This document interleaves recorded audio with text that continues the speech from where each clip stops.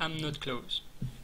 To do this, we'll use the same idea as when we had this kind of area of object that turned red.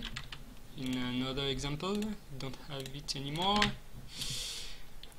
In the first example we had, we will use a distance check. So we'll compare two values, distance,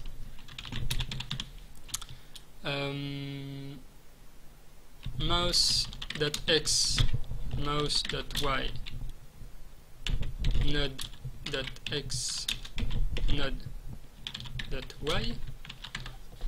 is lower than snap radius. Then we will pick this node as our our target in a way. Oh, actually I could even do something like, no, we won't. I could have used a target x, target y variable instead of copying the same formula over the same action, but we won't. It wouldn't gain that much line. We will actually have 2 extra lines, so it's not really interesting. X node y.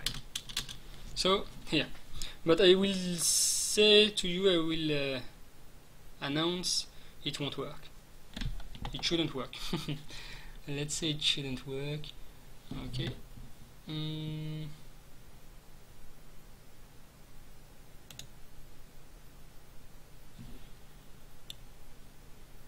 Yeah, you see, it doesn't work.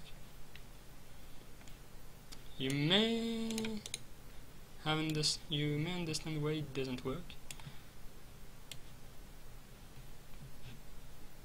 It doesn't work because this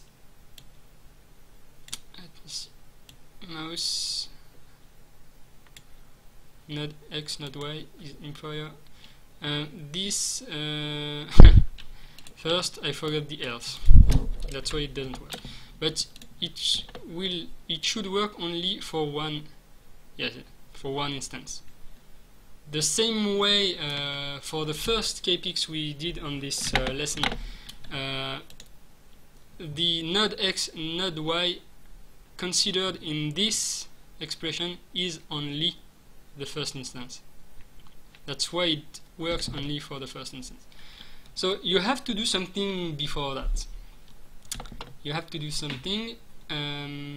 Let me check something.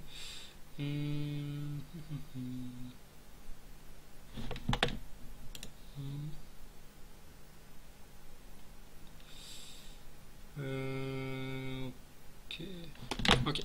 So you have to first be able to filter your node's instance. You could do something like for each, but you might pick the first that answer this one, and you don't want necessarily the first that answer this. You want the nearest that is within this radius. So one way to filter this is to do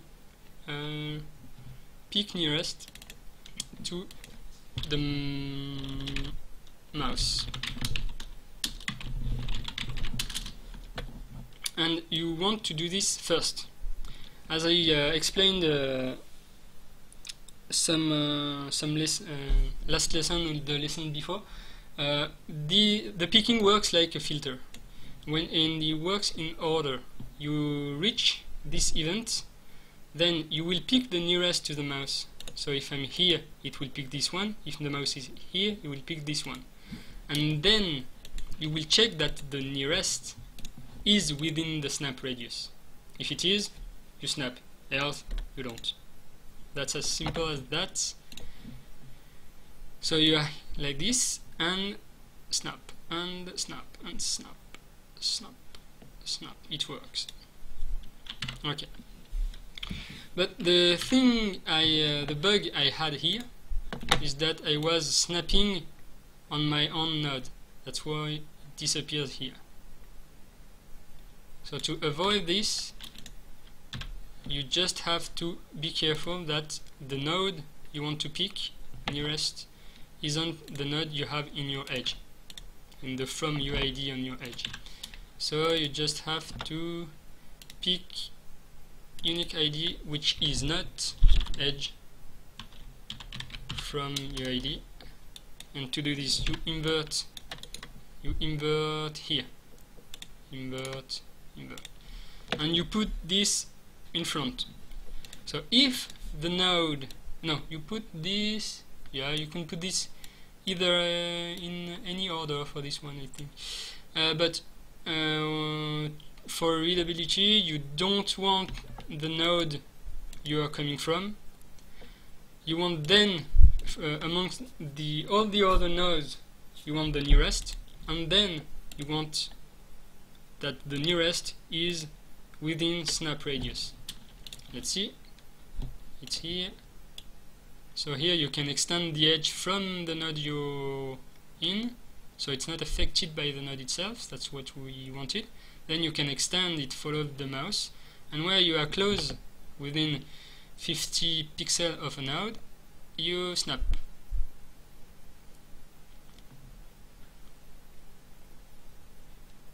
So okay, that's one way I wanted to explain picking at some point. It's this layered filtering. You filter, and then it's not, this one is not really a picking filtering, since, as I said, a system expression doesn't change the picking.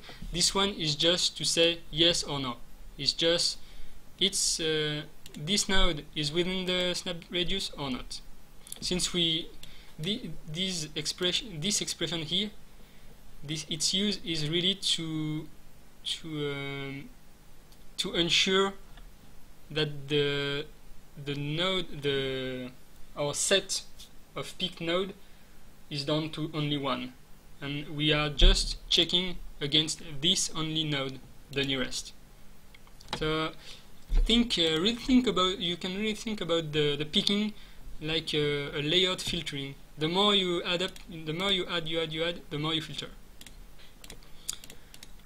Okay, so that's the picking, and what we can do here is, if the edge snap on a node, we can already set the toUID property, and if it doesn't, we can unset it and set it to unset.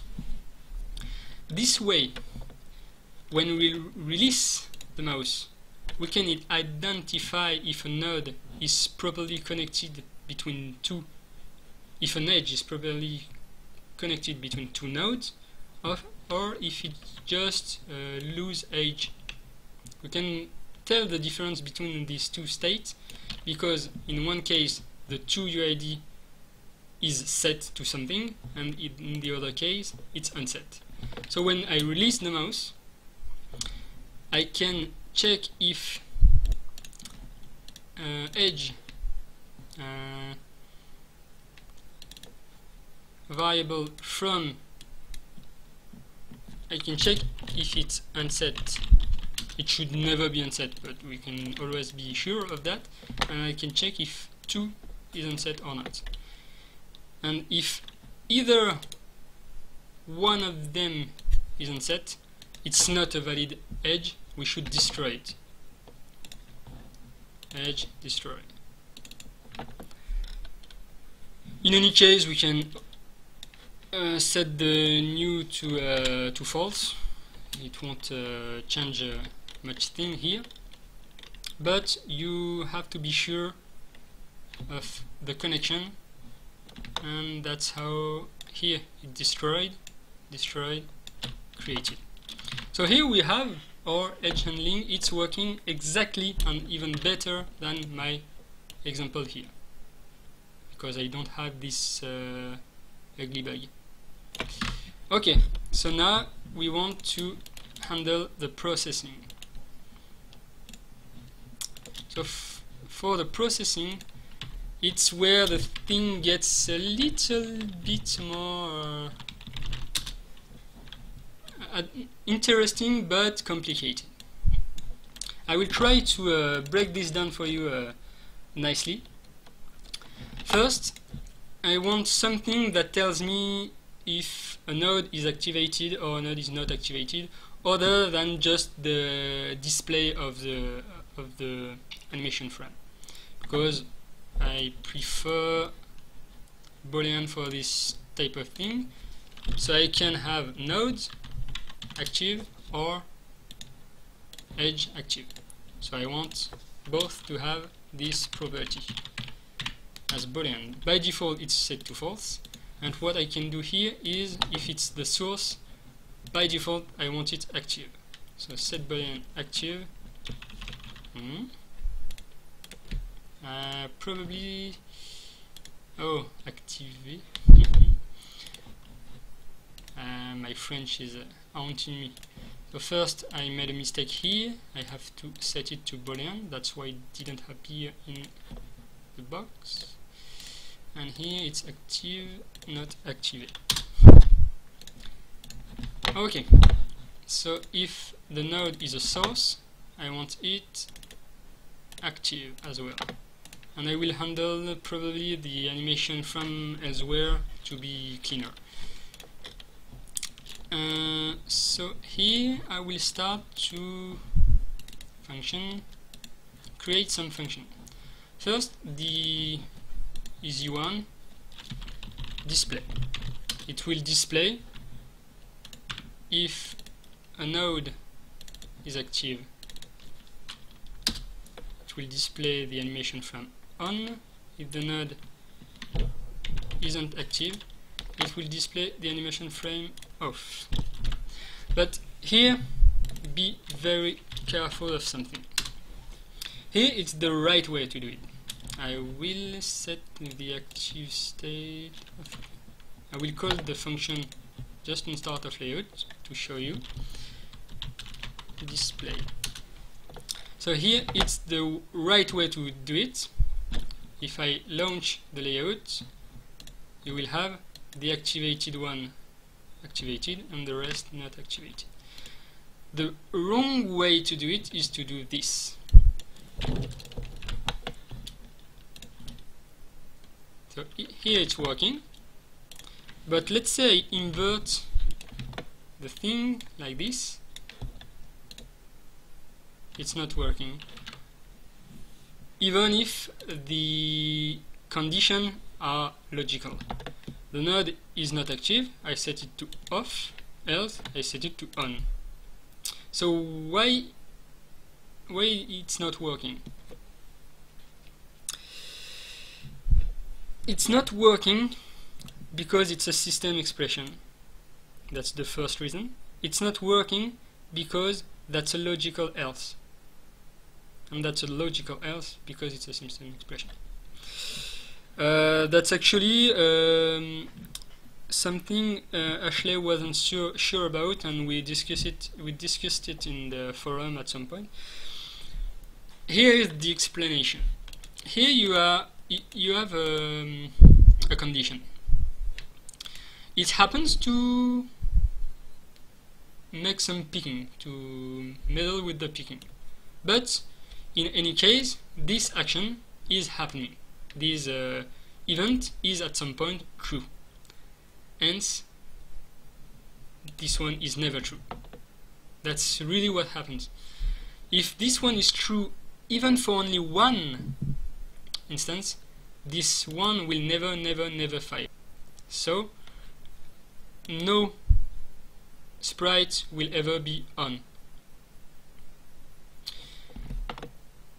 Something else you have to understand is that the else doesn't consider the picking made here.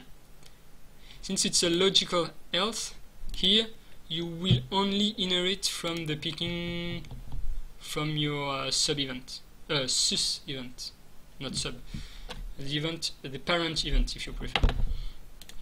It will just inherit from the picking from the parent event, but it will not say like this. You picked some, so I will pick the other here. Well, if you